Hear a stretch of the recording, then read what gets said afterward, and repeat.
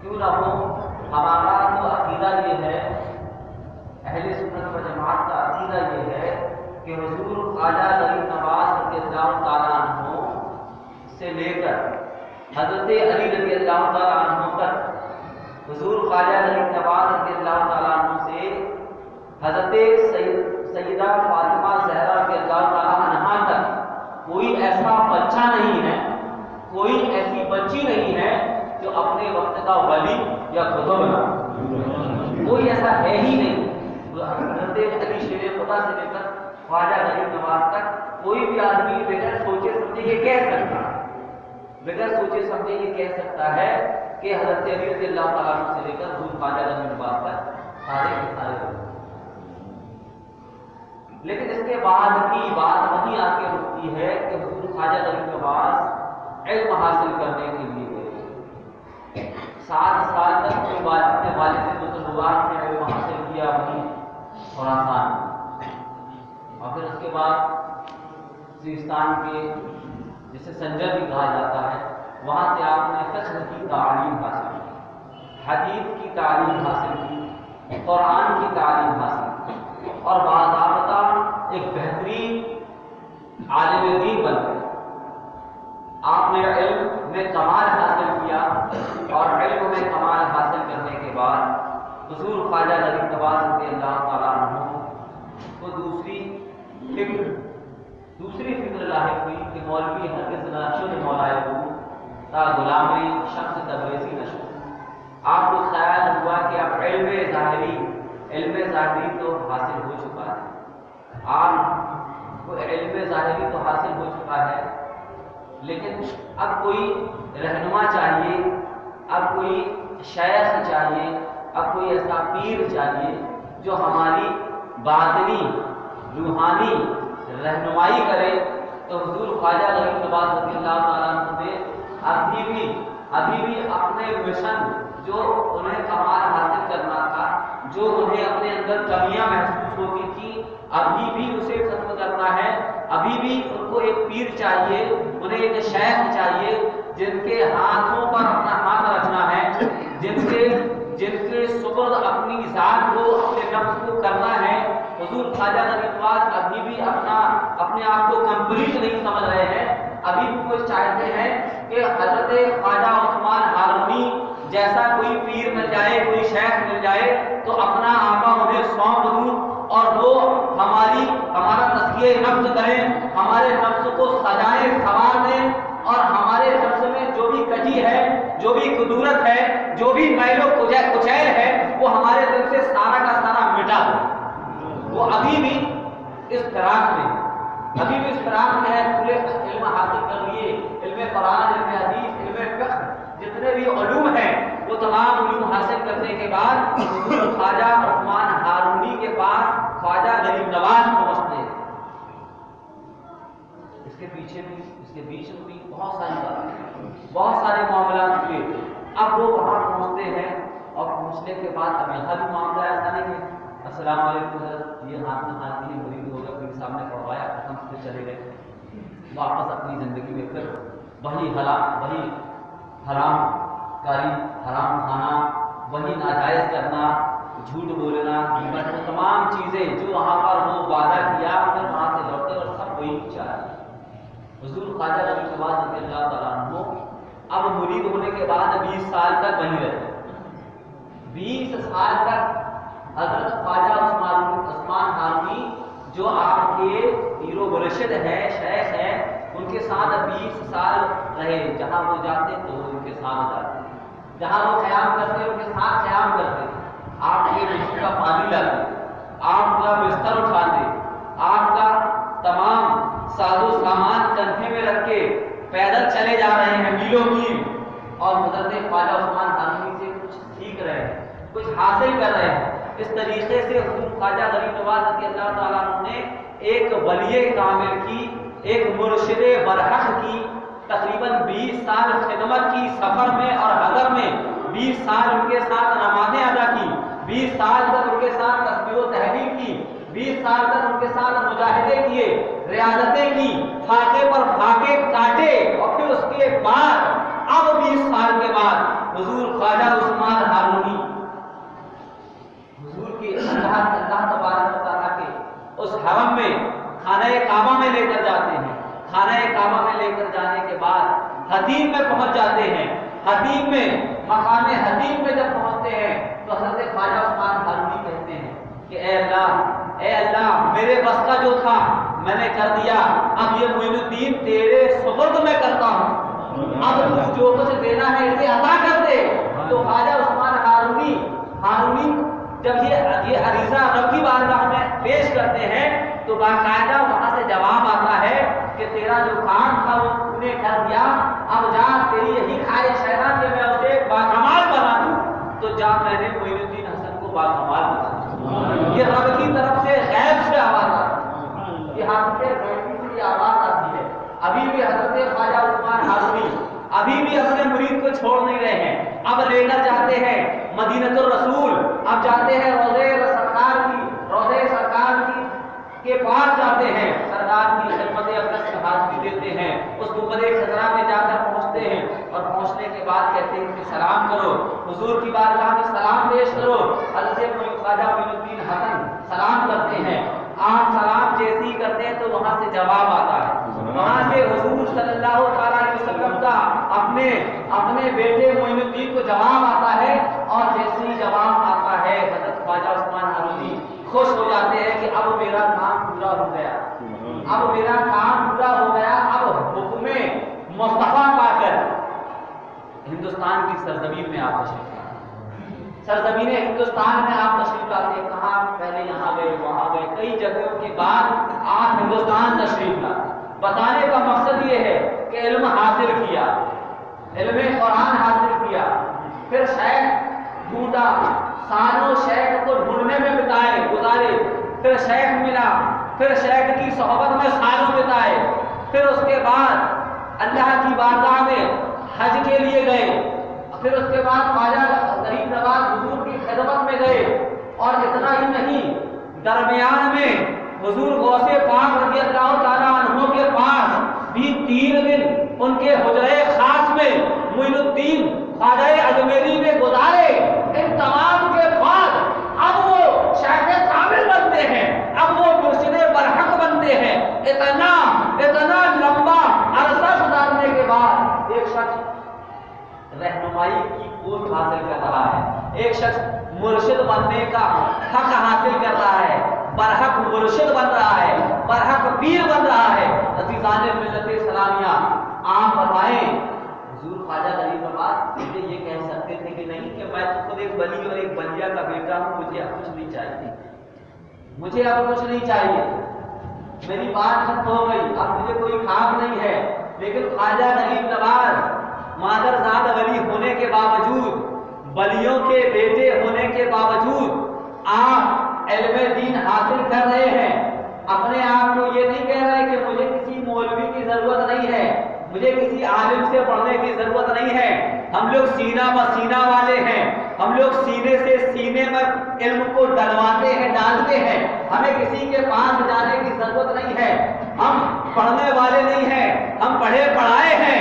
ایسا کچھ بھی خواجہ غریب نواز کی ہسٹری سے، خواجہ غریب نواز کی زندگی سے، ان کی حیات طیبہ سوانح حیات سے ہمیں کہیں بھی سمجھ میں نہیں آتا. حضور خواجہ غریب نواز رضی اللہ تعالیٰ عنہ نے علم دین حاصل کیا، اور علم دین حاصل کیا، علم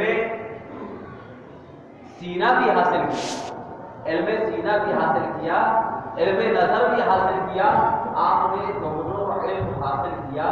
اب وہیں ایسے بھی لوگ ہیں، حضور خواجہ غریب نواز رضی اللہ تعالیٰ عنہ نے آج لوگوں کا مزاج کیسا ہے، لوگوں کا مزاج دیکھتے ہیں. لوگوں کا مزاج یہ ہے کہ 500 میٹر کی چادر، 500 میٹر کی چادر، اس کو میں نے چھو لیا، میں نے چھو لیا. مزاج دیکھیے، لوگوں کا مزاج دیکھیے. میں نے یہ چادر چھو لیا، وہ چھو لیا. وہ جس نے عشاء چھوڑا تھا ابھی تھوڑی دیر پہلے، اس نے بھی چھو لیا. وہ جس نے فرض اعظم چھوڑا تھا تھوڑی دیر پہلے، اس نے چھو لیا. وہ جس نے ابھی ماں کے حکم کو ٹھوکر مار کے ابھی آیا ہے، اس نے ابھی آ کر خواجہ غریب نواز کے مزار میں پیش ہونے کے لیے جو چادر آئی ہے اس کو چھو لیا. وہ جس نے ابھی اپنے باپ کی کسی بات پر ایٹھن دکھائی تھی، ایٹھا تھا، روگردانی کی تھی، اپنی پیشانی میں نہ جانے کتنی لکیریں لائی تھی، وہ ابھی آیا اور خواجہ غریب نواز کی چادر، بہت لمبی چادر، بہت چوڑی چادر کو آ کر پکڑ لیا، اور وہ جس نے ابھی اپنے پڑوسیوں کو گالیاں بکی تھی، ان کا دل دکھایا تھا، وہ دوڑ کر آیا، خواجہ غریب نواز کی وہ بہت لمبی چوڑی چادر کو اس نے پکڑا، اور یہ تمام برے کام کرنے کے بعد جیسے ہی اس نے وہ چادر پکڑا، اس کا یہ سوچنا ہے، اس کا یہ ماننا ہے کہ میں نے یہ جتنی حرکتیں کی ہیں، جتنی بری باتیں کی ہیں، میں نے جیسے ہی یہ چادر پکڑی ویسے ہی میں پاک ہوں۔ ایسے ہی ہے اسلام، اتنا آسان اسلام ہے۔ میں نے جیسے ہی چادر پکڑا پوری ایک جھنجھناہٹ چلی، جیسے مسیح بالکل پورا میں صاف ہو گیا، پورا صاف ہو گیا۔ عزیزان ملت اسلامیہ، بھول رہے ہو آپ، وہابی اسی کو تو دکھاتے ہیں، پھر برا لگتا ہے، ہمارا کہنے کا مطلب یہ ہے کہ ہم کس طرف جا رہے ہیں، ہم کس پہلو کو دیکھ رہے ہیں۔ اس کو کرنا یقیناً اچھا ہے، عقیدت والا ہے، لیکن دوسرے کام آپ کیوں کر رہے ہو؟ ابھی ایک بزم سجائی ہے، آپ خواجہ غریب نواز کا پیغام، خواجہ غریب نواز کی تعلیمات، پمپ ہاؤس میدان میں ایک چھوٹی سی میلاد اور ایک تقریر رکھی جائے جس میں خواجہ غریب نواز کی کرامت، خواجہ غریب نواز کی محنت، اسلام کی ترویج کے لیے، اسلام کو پھیلانے کے لیے، خواجہ غریب نواز کے اس مشن کو فروغ دینے کے لیے، نشر کرنے کے لیے، پبلش کرنے کے لیے کیسی دقتیں، کیسی پریشانیاں خواجہ غریب نواز نے برداشت کی، اس کو بتانے کے لیے، اس پر بات چیت کرنے کے لیے پمپ ہاؤس میدان میں ایک چھوٹے سے پروگرام۔ تو چادر پکڑنے میں جتنے لڑکے تھے اس کے آدھے بھی پمپ ہاؤس میدان میں اس محفل میں نہیں آئے، 2 گھنٹے کی محفل میں نہیں آئے، 10 بجے سے لے کر 12 بجے آپ کروا کے دیکھ لو، نہیں آئے، سمجھ رہے آپ، نہیں آئے، کیونکہ چادر پکڑنے میں کوئی بہت بڑا کام تو ہے، نہ چادر یہ بتائے گی کہ قرآن میں یہ ہے، یہ نہیں کرو، نہ چادر یہ بتائے گی کہ قرآن میں یہ ہے تم نے ابھی کیا ہے، نہ چادر یہ بتائے گی کہ تم نے ابھی فرض نماز عشاء کی چھوڑ رہے ہو، کیسے چھوڑ رہے ہو مجھے، چادر ان میں سے کچھ بھی نہیں بتائے گی، تو یہ تو تم کر لو گے، لیکن وہاں 2 گھنٹے کی بسوں میں اس بات سیکھنے اور سکھانے کی، اللہ کے دین کو پھیلانے کی، اس بسوں میں، اس محفل میں یہ تمام کام ہوں گے، یہ تمام چیزیں بتائی جائیں گی، تو وہاں بیٹھ نہیں سکتے، کیونکہ وہاں پر وہ بیٹھا ہوا ایک عالم ہے، وہ شفاف آئینہ ہے، اس آئینے میں تمہیں وہ تمہاری شکل دکھائے گا کہ اے خواجہ کے دیوانوں، تم اس وقت خواجہ غریب نواز کے دیوانے بنو گے جب تم خواجہ غریب نواز کی اس نماز، جس نماز کو انہوں نے جنگلوں میں، بیابانوں میں، ویرانوں میں، اندھیروں میں، اجالوں میں، تنہائی میں، لوگوں کے سنجد میں، اس خواجہ غریب نواز نے جب وضو کے لیے پانی میسر نہیں آیا تو تیمم کر کے اس خواجہ نے نماز پڑھی ہے۔ اے میرے خواجہ کے دیوانوں، چادر چھو لینے کے بعد تم خواجہ کے پیارے، خواجہ کے سچے چاہنے ماننے والے نہیں ہو سکتے، تم خواجہ کے سچے ماننے والے اس وقت ہوں گے جب تم چادر بھی چھو۔ ہم لوگ تو بھاگی ہیں، ہم لوگ چادر والے ہیں، ملیدے والے ہیں، ہم لوگ غوث و خواجہ و رضا والے ہیں، ہم کل اولیاء والے ہیں، ہم چادر بھی چھوتے ہیں، لیکن دوسرا والا کام کیوں چھوڑا ہے؟ خواجہ غریب نواز نے چھوڑا ہوا چادر، علم قرآن سیکھو، ایک ایسی بھی کمیٹی بناؤ بھائی، اپن سارے لڑکے مل کے خواجہ غریب نواز کے نام سے ہر اتوار کو فلاں صاحب کے مکان میں خواجہ غریب نواز کے نام سے، خواجہ غریب نواز نے جو علم قرآن، علم حدیث اور علم تفسیر سیکھا تھا، اسی کے کچھ چھینٹے ہم بھی سیکھیں گے، اسی کا کچھ حصہ ہم بھی سیکھیں گے خواجہ غریب نواز کے نام سے، سال بھر سیکھیں گے، اور جیسے ہی خواجہ غریب نواز کا عرس آئے گا، چھٹی آئے گی خواجہ غریب نواز کی، 9 کا پل ہوگا، یا جب بھی اس مہینے میں رجب میں اس ماہ رجب میں جب بھی موقع ملے گا تو ابھی تو سال بھر سیکھ رہے تھے، پھر یہ سالانہ سکھائی کے لیے ہم اپنے دوستوں کو بلوائیں گے، اپنے یاروں کو، اپنے ماں باپ کو، اپنے اہل خاندان کو اس محفل میں بلا کر ایک بڑا ہی کامیاب جشن خواجہ غریب نواز منائیں گے۔ تمہاری 75 رسالت سے بڑا کام ہے یہ، سمجھ رہے آپ؟ اس کو سمجھو تھوڑا، یہ ایسا میٹر ہے کہ اپن ایک کام کر کے دوسرا کام چھوڑ دیں، ایک کام کر رہے ہیں دوسرا کام سرے سے لے جاتے ہیں۔ ہم نے قرآن ارے سائڈ میں کرو، حدیث سائڈ میں کرو، فقہ سائڈ میں کرو، علماء کی باتیں سائڈ میں کرو، جائز ناجائز سائڈ میں کرو، کفر و شرک سائڈ میں کرو، حلال حرام سائڈ میں کرو۔ یہ ماں باپ ایک بار کتنے بار سمجھاتے ہیں؟ ماں باپ اپنے بچے کو نصیحت کرتے ہیں بیٹا یہ کام نہیں کرے۔ ابھی 5-6 دن پہلے وہی بات بولے تھے ماں باپ، 5-6 دن پہلے وہی بات انہوں نے بولی، پھر اس کے بعد 2-3 مہینے بعد پھر 1-2 نصیحتیں ماں باپ ہر ہفتے 2 ہفتے میں کرتے رہتے ہیں، بچوں کو کرتے رہتے ہیں وہ نصیحتیں جو کی جا چکی ہیں۔ ماں باپ کی ایک نصیحت بار بار بچوں پر ماں باپ کر رہے ہیں تو وہ قرآن وہ حدیث جو تم نے ابھی ایک بار بھی نہیں دیکھا ہے بول کے، ابھی ایک بار بھی نہیں دیکھا ہے، ماں باپ تمہاری زندگی بنانے کے لیے، دین والی زندگی، دنیا والی زندگی بنانے کے لیے، ہر طرح کی زندگی تمہیں ہر طرح سے پرفیکٹ بنانے کے لیے جو ان سے آتا ہے ٹوٹا پھوٹا وہ بار بار تم کو نصیحت کے طور پر بتاتے ہیں۔ وہ قرآن جو پورا کا پورا نصیحت ہے اس کو ہم نے کیا الحمد سے لے کر ناس تک پوری ریڈنگ کر دی، ترجمے تفسیر الحمد سے لے کر ناس، مطلب الحمد کی بسم اللہ کے بعد سے لے کر ناس کی سین تک کیا ہم نے پورے قرآن کا ایک مرتبہ ترجمہ کیا؟ اس کی نمبرنگ کے ساتھ اس کی تفسیر کی جو عالم صاحب نے ان کی وہ کی ہے، تفسیر لکھی ہے، کیا ہم نے ایک بار پوری پڑھی؟ ایک نصیحت ماں باپ زندگی میں کئی بار کر رہے ہیں، وہ قرآن جس کا شروع سے لے کر آخری تک آپ کو کئی بار پڑھنا چاہیے۔ جب وہ نصیحت ماں باپ کی وہ نصیحت وہ اتنی اہم ہے تم بار بار بھول جا رہے ہو تو قرآن اور حدیث اور فقہ یہ کتنا اہمیت رکھتا ہے کہ آپ کو شروع سے لے کر آخری تک آپ کو ترجمہ قرآن پڑھنا چاہیے، اس کی تفسیر پڑھنا چاہیے، علماء سے رابطہ کرنا چاہیے کہ مجھ سے اردو عربی نہیں آتی ہے، میں سیکھ رہا ہوں، لیکن فی الحال ابھی کے لیے، ابھی میری رہنمائی کے لیے، ابھی میرے ارشادات کے لیے، ابھی میری اچھی گارڈننگ کے لیے مجھے اجازت ہے کہ میں ہندی میں قرآن شریف لکھوں۔ ہندی میرا اعلیٰ حضرت والا بھی آتا ہے، ہندی میں وہ والا ترجمہ لے لوں جو سب سے لاجواب ترجمہ ہے۔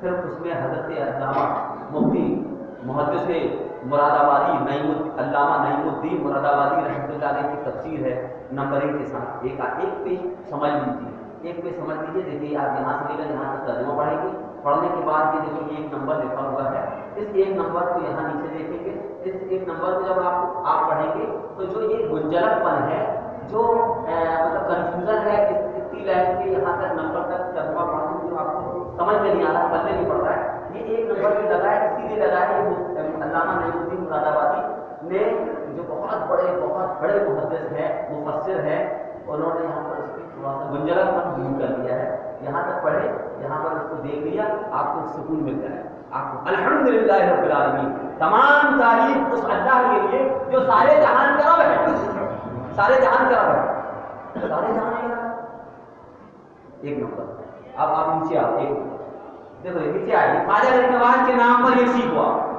خواجہ غریب نواز سے محبت کرتے ہو آپ یہ سیکھو۔ ایک نمبر، تمام تعریف اس اللہ کے لیے جو سارے جہان کا رب ہے۔ اللہ کیا ہوتا ہے؟ اب اللہ مفتی علامہ نعیم الدین مراد آبادی وہاں پر لکھیں گے اللہ کسے کہتے ہیں، اللہ یہ، اللہ یہ، اللہ یہ، اللہ یہ، سمجھ رہے؟ ابھی صرف کس کی بات چل رہی ہے؟ الحمدللہ رب العالمین، ابھی الرحمن الرحیم کا پاٹھ نہیں آئے گا، اب آپ کو یہی پڑھنا ہے۔ اللہ کیا ہے؟ یہ حمد کیا ہے؟ الحمد، حمد کیا ہے؟ حمد کسے کہتے ہیں؟ حمد کیا ہے؟ اب حمد کے بارے میں اللہ کے بارے میں آیا. پھر رب کیا ہے؟ یہ رب پیر کو مربی کہتے ہیں. ایسی رب ہے. یہ رب کئی معنوں میں آتا ہے. یہ رب کسے کہتے ہیں؟ پھر رب کے بارے میں پھر اور بڑھیں گے. پھر اس کے بعد عالمین آئے گا. جہانوں، سارے جہانوں کا رب ہے. سارے جہانوں کا رب ہے. یہ جہان کیا ہے؟ سمجھ رہا ہے؟ یہ بات پہ بات آ گئی ہے. بات پہ بات آ گئی ہے تو میں بتا رہا ہوں کہ یہ ہے معاملہ کہ سارے جہانوں کا جہان تو ایک ہی ہے. یہ پھر اس تفسیر میں پڑھو گے تو ایک مولوی، ایک عالم، ابھی بہت سال پرانا نہیں، ابھی تقریباً 100 سال 60-70 سال پرانا عالم تم کو جہاں پر تم پگلا گئے کہ یار سارے جہانوں کا رب، اب وہ عالم جس نے بہت بڑی بڑی کتابیں پڑھی ہیں ان کتابوں سے وہ عالم 75 جو جہان گنوائے گا. عالم جمادات، عالم لاہور، عالم ملائکہ، عالم جن، یہ تمام ایسے بالکل 75 جو عالم گنائے گا. اب تم اس کو پڑھ کر حیران ہو جاؤ گے. اے اللہ میں تو ایک ہی عالم جانتا تھا. اتنے عالم ہیں، اتنے عالم ہیں. تو اتنے عالموں کا رب ہے. تو بہت بڑا ہے. تو بہت اعلیٰ ہے. تو بہت بے مثال ہے. تو بہت ہی باکمال ہے. تو ایسا ہے، تو ایسا ہے. تو تیرا بنایا ہوا خواجہ کیسا ہوگا؟ مطلب ایسے اس طریقے سے ایک آیا. کیا کر رہے ہو؟ کیا کس دنیا میں ہو؟ کہاں گم ہو؟ تم نے کس کو کنارے کر دیا ہے؟ جو سیکھا سکھایا مدرسے جا کے پڑھ رہا ہے.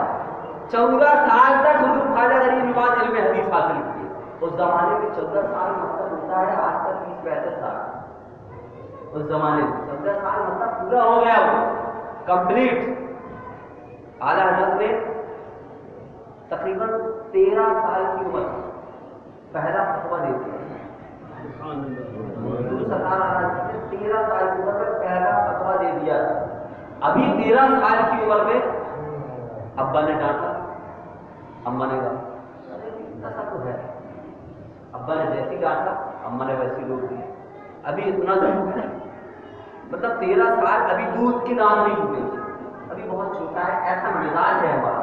عزیزان ملت اسلامیہ، حضور خواجہ غریب نواز رحمۃ اللہ تعالی علیہ کو اگر آپ مانتے ہو، چاہتے ہو، تو اندھیرے میں اگر رہو گیا تو کوئی بھی، میں نے بہت بڑے بڑے خواجہ کے ماننے والے کو بہادی ہوتے ہوئے دیکھا ہے. وجہ بیچارہ زیادہ بھولیے، میں سب سے بڑا خواجہ کو ماننے والا.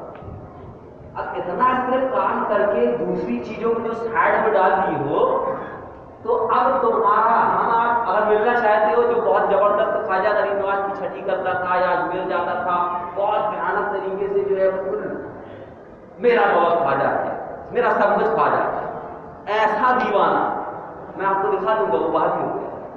اور میں یہ بھی دکھا دوں گا کہ اس نے 15 ٹکو اور لے کے چلا گیا. پھر وجہ کیا ہے؟ دیوانے کو آپ ہم سے بڑے ہو، آپ خواجہ کے دیوانے. میں تو نہیں چھوڑا چاہتا ہوں، میں نے نہیں چھوڑا. بتائیے تھوڑا سا سمجھو معاملہ ہے کیا. اگر آپ نے یہ ایک پہلو کا کام کر لیا، ایک پہلو کا کام کر لیا، دوسرے تمام پہلو چھوڑ دیے. کیا خواجہ غریب نواز نے سفر میں نماز چھوڑی ہے؟ اب اجمیر شریف جا رہے ہو آپ، نماز نہیں پڑھو. اجمیر شریف جا رہے ہو اور اجمیر شریف میں جمعہ آپ نے چھوڑ دیا، جمعہ بھی چھوڑ دیا. اجمیر شریف جا رہے ہو آپ اور آپ اتنی بڑی درگاہ میں جا رہے ہو، اتنی بڑی درگاہ، ہندوستان کی کتنی بڑی درگاہ حضور سرکار خواجہ غریب، آپ وہاں جا رہے ہو اور آپ اپنی نظر کو نہیں سنبھال پا رہے، اپنی نظر کی حفاظت نہیں کر پا رہے ہو. آپ سلیکشن کر رہے ہو اس ایریے کا جہاں پر آپ کو نظر بازی کرنے کا موقع ملے، اپنی نظروں کو چلانے کا موقع ملے. باقاعدہ نوجوان بتاتے ہیں کہ نظر تو چھوڑ دیجیے، نظر بازی چھوڑ دیجیے، ہاتھ بازی بھی ہوتی ہے، جانگ بازی بھی ہوتی ہے، یہ تمام کام ہوتے ہیں. اب ان تمام کاموں کو کرنے کے لیے اب اجمیر شریف جاؤ گے آپ تو کیا واپس لے کر پھر کوئی آئے گا اور ایسے ٹھہرائے گا کہاں گئے؟ کیا دیکھو حدیث میں، قرآن میں دیکھو، آیت میں سہلاتے بتاتا ہے اچھا ہاں صحیح ہے، دھیرے دھیرے شک میں آ گیا. اب وہ شک میں آ گیا، ٹینشن میں آ گیا یار کیا صحیح ہے، یہ وہابی صحیح ہے کہ یہ صحیح ہے. بھیا صحیح وہابیت نہیں ہے، صحیح سنیت ہی ہے. سنیت میں جو تیری ناک ہے اس ناک میں جو مکھی بیٹھی ہے اس کو رکھ، ناک نہیں کاٹ، مکھی کو اڑا. اس طریقے سے کوئی بھی آدمی جتنے بھی رہتے ہیں نا، جو بھی نئے رہتے ہیں، ان کو جو کنفیوژن ہوتی ہے، ارے یار وہاں جا کے سجدہ کرتے ہیں، ناک سجدہ کرتے ہیں، سجدہ نہیں ہے. سب سے پہلی بات دیکھو، یہ میں سنی صحیح لگتا ڈاکٹر بریلوی رضوی مولانا، میں سجدہ بازار میں سجدہ کرنے کو عبادت نہیں کہتا، غلط کہتا ہوں. سمجھ رہے ہیں آپ؟ دیکھو فرق سمجھ آ رہا ہے، غلط ہے لیکن یہ عبادت نہیں ہے. اے عبادت بولنے والوں تم پگلے ہو. عبادت اسی وقت ہوگی جب سامنے والے کی نیت یہ ہو کہ میں اسے خدا مان رہا ہوں، اب یہ سجدہ تب عبادت ہوگی. اس کو ایک ہوتا ہے سجدہ تعبدی، ایک ہوتا ہے سجدہ تعظیمی. سجدہ تعبدی اس سجدے کو کہتے ہیں جو عبادت کی نظر سے کیا جائے، اور سجدہ تعظیمی اس سجدے کو کہتے ہیں جو تعظیم کے لیے کیا جائے، جو تعظیم کے لیے کیا جائے. تو اجمیر میں، بغداد میں، یا جہاں کہیں بھی بہرائچ شریف میں یا کشوشا شریف میں یا وارث پاک کے آستانے میں یا مزار پاک کے آستانے میں کہیں بھی کوئی عام آدمی، بھلا بھالا آدمی اگر سجدہ کر لیتا ہے تو یہ کفر نہیں ہے، یہ شرک نہیں ہے، یہ غلط ہے. یہ غلط ہے کیونکہ وہ جو جھک رہا ہے تعظیم کے لیے جھک رہا ہے. شرک کون سا ہے؟ جب عبادت کے لیے جھکا جائے، جب عبادت کے لیے جھکا جائے گا تب شرک ہوگا. لیکن دیکھو میں نے مسجد میں رضا مسجد میں میں کہہ رہا ہوں یہ غلط ہے. سمجھ رہے ہیں؟ غلط. اب نوجوان کرتے ہیں لیکن وہابی میں تو اسی کو بیس بنا رہے ہیں، وہ سجدہ کرتے ہیں خدا کو ملتے ہیں. اچھا وہ بھی اتنے پوائنٹ کی چیزیں لگے رہتے ہیں، 4-5 چیزیں آپ کو بیوقوف بنانے کے لیے 4-5 بندوقیں اور گولیاں ان کے پاس رہتی ہیں، دھڑ مارتے ہیں، آپ سب میں آ جاتے ہیں. اچھا وہ یہ نہیں بولیں گے آپ سے، وہ یہ نہیں بولیں گے ارے تم داڑھی نہیں رکھتے، آپ سے وہ یہ نہیں بولیں گے، آپ سے وہ یہ نہیں بولیں گے کہ عورتیں بے پردہ ہیں تمہارے گھر کی، یہ بھی نہیں بولیں گے. وہ آپ کسی کو دھوکہ دے کر کما رہے ہو اس پہ بھی چرچا نہیں کریں گے. وہ یہ تمام چیزیں آپ کو نہیں بتائیں گے. وہ آپ کو کوئی دوسری چیز جو آپ کو بیوقوف بنانے کے لیے اس کو پیش کر کے آپ کو اپنے پاس بلانا چاہے، اس کو یہ کام کرتے ہیں. آپ کے بہت سارے کام وہ نہیں بتائیں گے جبکہ وہ بھی حرام ہے، یہ بھی حرام، وہ بھی ناجائز ہے، یہ بھی ناجائز ہے، وہاں بھی غلط ہے، یہاں بھی غلط والی چیزیں. لیکن ان کا جو ہے یہ خاص چیزیں، ان خاص چیزوں میں ہم دوسرا جائیں. آئیے آپ ہم ایسا مزاج بنائیں کہ ہم حضور خواجہ غریب نواز کو کیسے ماننا ہے ہم اس طریقے سے مانیں. نہیں تو آپ جو ہے چادر چھوٹے کب نکل جاؤ گے، ہم کو بہت افسوس ہوتی ہے. ہم کو اتنی تکلیف ہوتی ہے کہ اس کو سمجھا کے تک گئے کہ خواجہ کو مانو مگر ویسے مانو جیسا ماننے کا حق ہے، مگر نہیں سمجھا، یہ نہیں سمجھا. اور پھر ایک دن ایسا ہوا کہ 2-4 ہزار روپے کے چکر میں یا 2-4 لاکھ روپے کے چکر میں بیچارہ ایک ایسے آدمی کے پاس آنے جانے لگا جو دھیرے دھیرے مسالہ دیتا گیا. ایک دن وہ خواجہ غریب نواز سے دور ہو کے کہاں کا ہو گیا، دیوبندی ہو گیا.